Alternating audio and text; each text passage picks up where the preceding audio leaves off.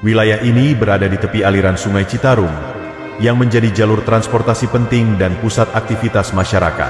Kondisi geografisnya didominasi oleh rawa-rawa yang subur, menjadikannya kawasan strategis untuk pengembangan pertanian dan pemukiman awal. Bukti peninggalan seperti prasasti dan artefak menunjukkan keberadaan komunitas yang telah maju dalam sistem pengelolaan lahan dan irigasi. Kerajaan Tarumanegara memanfaatkan wilayah Karawang untuk memperluas pengaruhnya di kawasan Jawa Barat. Hutan-hutan yang lebat mulai dibuka untuk lahan pertanian, dan teknologi pengairan yang canggih mulai diterapkan. Kehidupan masyarakat di wilayah ini mencerminkan hubungan harmonis antara alam dan kebutuhan manusia, dengan budaya agraris yang menjadi dasar kehidupan mereka. Lokasi yang strategis juga menjadikan Karawang tempat yang potensial untuk pertumbuhan ekonomi pada masa itu. Setelah runtuhnya Tarumanegara, Karawang menjadi bagian dari Kerajaan Sunda, salah satu kerajaan terbesar di wilayah Jawa Barat. Kerajaan ini memperluas pengaruhnya dengan mengintegrasikan wilayah-wilayah subur seperti Karawang ke dalam sistem pemerintahan yang terorganisir. Sungai Citarum tetap memainkan peran penting sebagai jalur perdagangan dan sumber penghidupan, mendukung pertumbuhan ekonomi di daerah tersebut. Di bawah Kerajaan Sunda, Karawang mengalami kemajuan dalam sistem agraris dan perdagangan. Wilayah ini menjadi salah satu lumbung padi penting yang mendukung kebutuhan pangan kerajaan. Selain itu, budaya Sunda mulai mengakar kuat di Karawang, dengan nilai-nilai lokal yang berkembang melalui tradisi, bahasa, dan sistem kepercayaan. Keberadaan wilayah ini sebagai bagian dari kerajaan besar memberikan pengaruh politik dan ekonomi yang signifikan dalam sejarah Jawa. Nama Karawang berasal dari istilah dalam bahasa Sunda, kerawaan, yang menggambarkan kondisi geografis wilayah ini di masa lalu. Pada masa itu, Karawang didominasi oleh rawa-rawa luas yang menjadi ciri khas alamnya. Rawa-rawa tersebut menciptakan ekosistem yang mendukung keanekaragaman hayati sekaligus menyediakan sumber daya penting bagi masyarakat lokal, seperti ikan dan bahan baku untuk kebutuhan sehari-hari. Keberadaan rawa-rawa ini juga memengaruhi pola kehidupan masyarakat. Mereka memanfaatkan lahan-lahan subur di sekitar rawa untuk bercocok tanam, terutama padi, yang kemudian menjadi bagian integral dari identitas daerah tersebut. Nama Karawang mencerminkan hubungan erat antara masyarakat dan lingkungan, sekaligus menjadi simbol keterkaitan sejarah wilayah ini dengan tradisi agraris yang telah berlangsung selama berabad-abad. Pada abad ke-15, seorang ulama besar bernama Syekh Hasanuddin bin Yusuf Idofi, yang dikenal sebagai Syekh Kuro, tiba di Karawang dari Champa, wilayah yang kini bagian dari Vietnam. Syekh Kuro membawa misi menyebarkan Islam, yang pada saat itu mulai berkembang di Nusantara. Kedatangannya di Karawang menjadi titik awal penyebaran Islam secara terorganisir di wilayah ini, menjadikannya salah satu pusat penting perkembangan agama. Syekh Kuro tidak hanya berdakwah, tetapi juga mendirikan pondok pesantren di Karawang. Pesantren ini menjadi tempat belajar agama bagi masyarakat lokal dan melahirkan banyak tokoh yang berkontribusi pada penyebaran Islam lebih luas. Metode dakwahnya yang damai dan toleran menarik perhatian masyarakat, sehingga banyak yang memeluk Islam. Kedatangannya menciptakan transformasi sosial dan budaya yang memperkuat fondasi Islam di Karawang, sekaligus menjadikan daerah ini sebagai salah satu pusat keilmuan Islam di Jawa Barat. Syekh Kuro memainkan peran penting dalam memperkenalkan dan menyebarkan ajaran Islam di Karawang. Ia tidak hanya dikenal sebagai ulama, tetapi juga sebagai guru yang bijaksana. Melalui pondok pesantren yang didirikannya, Syekh Kuro membangun sistem pendidikan agama yang terstruktur, memungkinkan masyarakat mempelajari ajaran Islam secara mendalam. Pondok pesantren ini menjadi pusat kegiatan keagamaan, menarik murid dari berbagai wilayah untuk menimba ilmu. Syekh Kuro juga dikenal karena pendekatannya yang inklusif dan menyesuaikan dakwahnya dengan budaya lokal, sehingga Islam diterima tanpa konflik. Ia menggunakan seni, budaya, dan tradisi masyarakat setempat untuk memperkenalkan nilai-nilai Islam, menjadikannya relevan dengan kehidupan sehari-hari. Metode ini tidak hanya mempercepat penyebaran Islam di Karawang, tetapi juga menjadikannya bagian dari identitas sosial masyarakat. Warisan yang ditinggalkannya terus dirasakan hingga kini, terutama dalam tradisi keagamaan yang masih dijaga di wilayah tersebut. Setelah Syekh Kuro wafat, peran penyebaran Islam di Karawang diteruskan oleh Wali Songo, 9 ulama besar yang memainkan peran kunci dalam penyebaran agama Islam di Jawa. Karawang menjadi salah satu daerah yang sering mereka kunjungi untuk melanjutkan dakwah yang telah dirintis. Dengan kehadiran Wali Songo, pengaruh Islam di Karawang semakin kuat dan meluas, menciptakan perubahan besar dalam tatanan sosial dan budaya masyarakat. para wali songo tidak hanya mengajarkan ajaran agama, tetapi juga membawa inovasi dalam pendidikan, seni, dan budaya yang selaras dengan nilai-nilai Islam. Mereka memperkenalkan sistem syariat yang terintegrasi dengan kehidupan sehari-hari, seperti melalui hukum adat dan etika bermasyarakat. Karawang menjadi salah satu wilayah strategis dalam penyebaran Islam karena lokasinya yang mendukung interaksi antar daerah. Berkat peran Wali Songo, Islam tidak hanya menjadi agama mayoritas, tetapi juga membentuk fondasi budaya masyarakat Karawang hingga kini. Pada abad ke-16, wilayah Nusantara mulai menghadapi gelombang kolonialisme yang dibawa oleh bangsa Eropa. Portugis, sebagai kekuatan kolonial pertama yang datang, menguasai jalur perdagangan rempah-rempah dan membangun kekuatan maritim di berbagai wilayah, termasuk di sekitar Jawa. Karawang, dengan lokasinya yang strategis dekat jalur sungai besar seperti Citarum, mulai merasakan dampak dari ekspansi Portugis, meskipun secara langsung tidak menjadi pusat kolonial mereka. Kehadiran Portugis di Nusantara membawa dampak besar pada dinamika ekonomi dan politik lokal. Wilayah seperti Karawang, yang merupakan daerah agraris dengan hasil panen melimpah, menjadi salah satu tempat yang dimanfaatkan untuk mendukung kebutuhan logistik mereka. Selain itu, kedatangan Portugis juga memperkenalkan perubahan dalam pola perdagangan, di mana kontrol atas sumber daya lokal mulai bergeser ke tangan penguasa asing. Meskipun Karawang tidak menjadi fokus utama Portugis, pengaruh mereka meninggalkan jejak dalam sejarah awal keterlibatan Eropa di wilayah ini. Pada abad ke-17, kontrol atas Jawa Barat beralih ke Verenigde Oost-Indische Compagnie, VOC, kongsi dagang Belanda yang sangat berpengaruh di Nusantara. VOC melihat potensi strategis Karawang karena tanahnya yang subur dan lokasinya yang dekat dengan jalur transportasi utama, terutama Sungai Citarum. Daerah ini dimanfaatkan untuk mendukung kebutuhan logistik dan ekonomi Belanda, khususnya dalam sektor pertanian. VOC mulai mengembangkan sistem pengelolaan lahan di Karawang dengan memaksa masyarakat lokal bekerja di bawah sistem tanam paksa. Hasil panen, terutama padi, digunakan untuk memenuhi kebutuhan pangan pasukan Belanda dan perdagangan internasional mereka. Perubahan ini membawa dampak besar pada kehidupan masyarakat Karawang, yang sebelumnya mengelola lahan secara mandiri. Selain itu, kehadiran VOC juga memperkenalkan sistem administrasi kolonial yang mulai mengatur pola kehidupan sosial dan ekonomi masyarakat setempat. Meski demikian, perlawanan terhadap eksploitasi oleh VOC juga muncul, menunjukkan semangat masyarakat Karawang dalam mempertahankan kedaulatan atas tanah mereka. Sejak masa VOC, Karawang mulai dikenal sebagai daerah agraris yang unggul, terutama dalam produksi padi.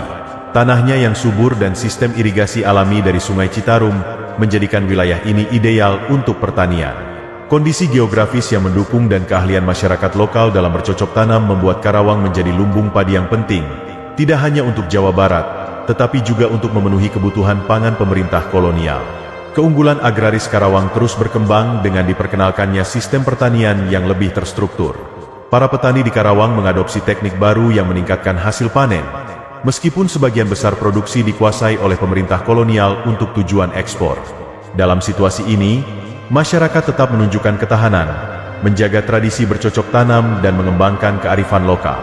Posisi Karawang sebagai pusat produksi padi menciptakan identitas unik bagi wilayah ini, yang hingga kini dikenal sebagai Lumbung Padi, Jawa Barat. Keberlanjutan tradisi agraris ini juga menjadi simbol kemandirian dan budaya masyarakat Karawang. Pada awal abad ke-19, Perang Jawa 1835-1830 yang dipimpin oleh Pangeran Diponegoro melibatkan banyak wilayah di Pulau Jawa, termasuk Karawang. Meski bukan menjadi pusat utama peperangan, Karawang menjadi salah satu daerah strategis untuk pergerakan pasukan dan logistik. Wilayah ini, dengan kondisi geografisnya yang berupa dataran luas dan jalur sungai, menyediakan akses yang penting bagi mobilisasi pasukan Diponegoro dalam melawan kekuatan kolonial Belanda. Penduduk Karawang, yang dikenal sebagai masyarakat agraris, turut membantu perlawanan dengan menyediakan pasokan pangan dan perlindungan kepada pejuang. Keterlibatan mereka menunjukkan solidaritas dengan perjuangan besar melawan penjajahan.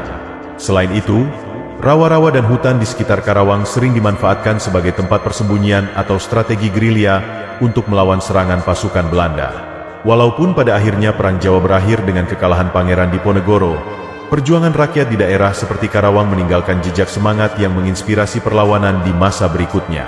Karawang menjadi bagian dari sejarah panjang perlawanan Nusantara terhadap kolonialisme. Pada awal 1942, Jepang menduduki Indonesia, menggantikan Belanda sebagai penguasa kolonial. Karawang, dengan lokasinya yang strategis di jalur perdagangan dan dekat dengan pusat logistik di Jawa Barat, menjadi wilayah yang penting bagi pendudukan Jepang. Jepang memanfaatkan potensi agraris Karawang untuk mendukung kebutuhan pangan mereka selama perang, sekaligus mengontrol distribusi hasil pertanian untuk kepentingan militer. Selama masa pendudukan, rakyat Karawang mengalami penderitaan akibat kebijakan keras Jepang. Sistem kerja paksa atau Romusha memaksa banyak penduduk lokal bekerja tanpa upah di proyek-proyek infrastruktur militer, seperti jalur kereta dan fasilitas transportasi lainnya.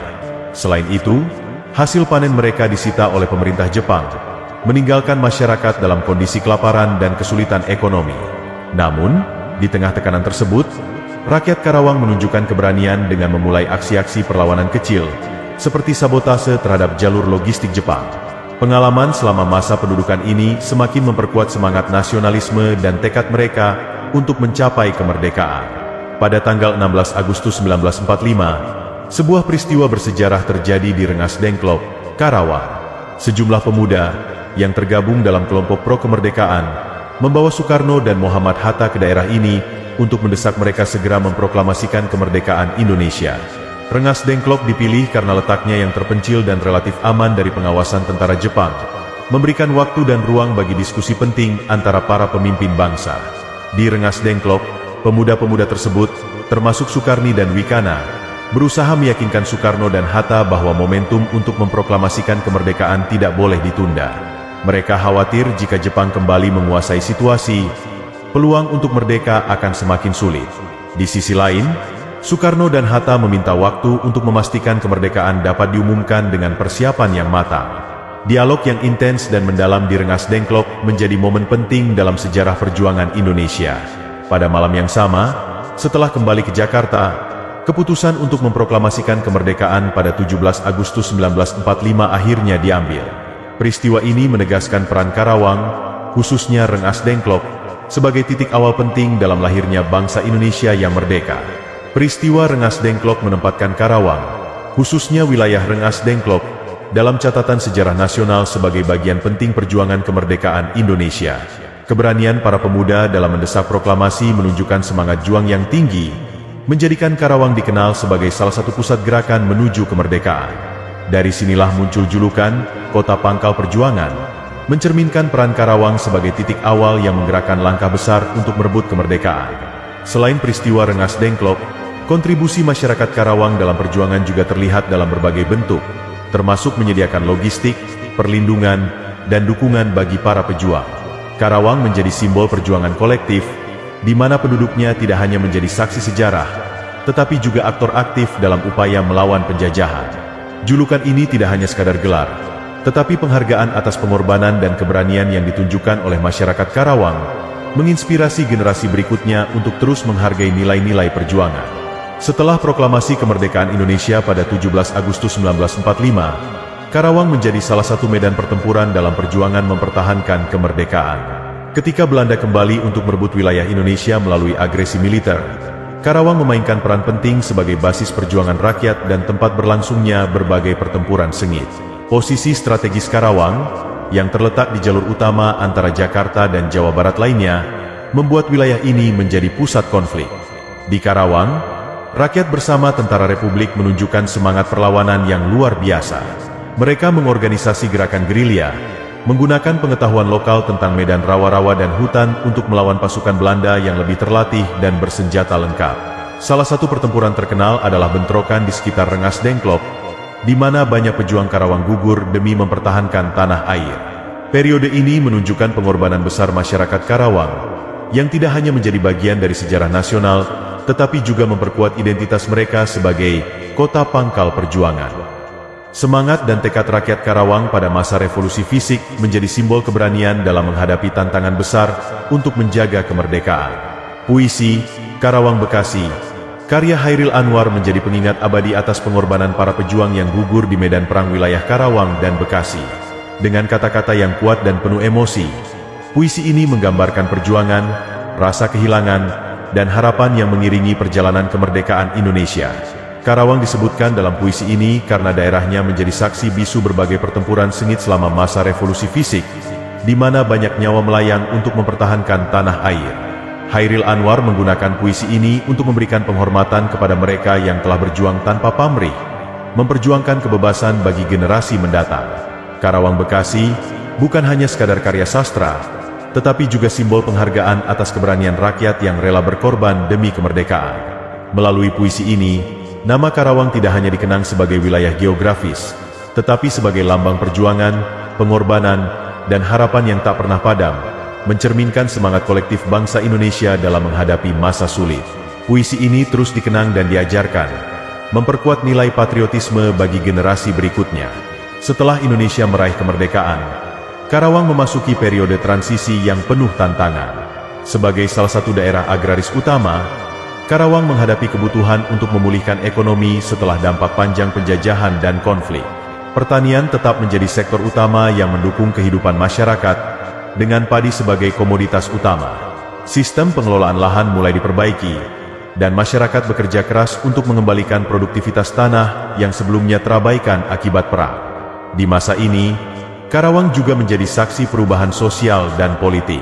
Pemerintah baru berusaha memulihkan keamanan dan stabilitas di wilayah tersebut, sambil mempromosikan nilai-nilai persatuan di tengah keragaman masyarakat. Tradisi lokal tetap dilestarikan, meskipun modernisasi mulai merambah. Periode awal kemerdekaan di Karawang menjadi momentum untuk membangun kembali identitas sebagai daerah agraris yang kuat, sekaligus menanamkan semangat nasionalisme yang telah menjadi bagian tak terpisahkan dari sejarahnya. Dengan kegigihan masyarakat, Karawang berhasil bangkit dari masa sulit, menjadikannya sebagai daerah yang memainkan peran penting dalam ekonomi dan pembangunan bangsa. Pada akhir abad ke-20, Karawang mengalami transformasi signifikan dengan berkembangnya sektor industri. Lokasinya yang strategis, berada di antara Jakarta dan kota-kota besar di Jawa Barat, menjadikan Karawang pilihan utama bagi berbagai perusahaan besar untuk membangun pabrik dan pusat distribusi. Kawasan ini mulai beralih dari daerah agraris murni menjadi pusat industri modern, didukung oleh infrastruktur yang semakin berkembang seperti jalan tol dan jaringan transportasi lainnya. Keberadaan kawasan industri di Karawang memberikan dampak besar pada ekonomi lokal dan nasional. Industri manufaktur, otomotif, dan elektronik menjadi sektor dominan yang mempekerjakan ribuan tenaga kerja, baik dari dalam maupun luar daerah. Namun, perkembangan ini juga membawa tantangan, seperti perubahan pola hidup masyarakat lokal, tekanan terhadap lingkungan, dan kebutuhan akan pendidikan serta keterampilan kerja yang lebih tinggi. Meskipun demikian, masyarakat Karawang mampu beradaptasi dengan perubahan ini, menjadikan daerahnya sebagai pusat pertumbuhan ekonomi yang tetap mempertahankan identitas budayanya. Transformasi ini mencerminkan semangat inovasi Karawang dalam menghadapi era globalisasi tanpa melupakan akar sejarahnya. Karawang terus berkembang pesat seiring dengan modernisasi infrastruktur yang mendukung aktivitas industri, perdagangan, dan kehidupan masyarakat. Pembangunan jalan tol, seperti tol Jakarta-Cikampek, menjadi penghubung utama antara Karawang dan kota-kota besar di sekitarnya. Hal ini tidak hanya mempermudah akses transportasi tetapi juga meningkatkan arus logistik, menjadikan Karawang sebagai salah satu pusat distribusi utama di Jawa Barat. Selain itu, pembangunan kawasan pemukiman modern, pusat perbelanjaan, dan fasilitas umum seperti rumah sakit dan sekolah bertaraf internasional turut mengubah wajah Karawang menjadi kota yang lebih maju. Modernisasi ini juga membawa peluang baru bagi masyarakat setempat, termasuk dalam sektor perdagangan dan jasa. Namun, perkembangan infrastruktur juga menghadirkan tantangan, seperti kebutuhan akan tata kelola perkotaan yang lebih baik untuk menghindari kemacetan dan dampak lingkungan. Meski demikian, modernisasi ini menunjukkan bagaimana Karawang mampu bertransformasi menjadi daerah yang lebih dinamis tanpa melupakan akar budayanya sebagai wilayah agraris dan sejarahnya sebagai kota pangkal perjuangan. Meski terus berkembang menjadi kawasan industri modern, Karawang tetap mempertahankan identitas budayanya yang kaya. Tradisi lokal, seperti kesenian jaipongan, seni wayang golek, dan tari-tarian khas Sunda, tetap menjadi bagian penting dari kehidupan masyarakat. Upaya pelestarian ini dilakukan melalui berbagai kegiatan, seperti festival budaya, pagelaran seni, dan pelatihan generasi muda dalam seni tradisional. Hal ini tidak hanya menjaga warisan leluhur, tetapi juga memperkuat rasa kebanggaan masyarakat terhadap identitas lokal. Situs-situs sejarah di Karawang, seperti Monumen Rengas Dengklok dan Makam Syekh Kuro, juga dirawat sebagai pengingat pentingnya peran daerah ini dalam sejarah bangsa. Pemerintah setempat bersama masyarakat aktif menginisiasi program-program edukasi untuk mengenalkan sejarah dan budaya Karawang kepada generasi muda, sehingga mereka dapat memahami dan menghargai akar budaya mereka. Pelestarian ini menjadi bagian dari strategi untuk menjaga keseimbangan antara modernisasi dan nilai-nilai tradisional, menunjukkan bahwa Karawang tidak hanya tumbuh secara ekonomi tetapi juga mempertahankan jiwa dan karakter budayanya. Karawang saat ini adalah contoh daerah yang berhasil memadukan tradisi dengan modernitas. Sebagai salah satu kawasan industri terbesar di Indonesia, Karawang memainkan peran penting dalam ekonomi nasional. Pabrik-pabrik otomotif, elektronik, dan manufaktur menjadikan wilayah ini sebagai pusat produksi strategis, sementara fasilitas modern seperti pusat pendidikan, rumah sakit, dan perumahan terus dikembangkan untuk mendukung kebutuhan masyarakatnya yang semakin urban. Di sisi lain, Karawang tetap mempertahankan warisan budaya dan nilai sejarahnya. Tradisi agraris, seperti bercocok tanam padi, masih hidup di sejumlah desa, menjadi pengingat akan akar identitas wilayah ini sebagai lumbung padi. Tempat-tempat bersejarah seperti Rengas Dengklok dan makam tokoh-tokoh penyebar Islam dirawat dengan baik, menarik wisatawan dan peneliti sejarah. Semangat masyarakat Karawang untuk menjaga tradisi, sembari menghadapi tantangan era modern, mencerminkan karakter unik daerah ini.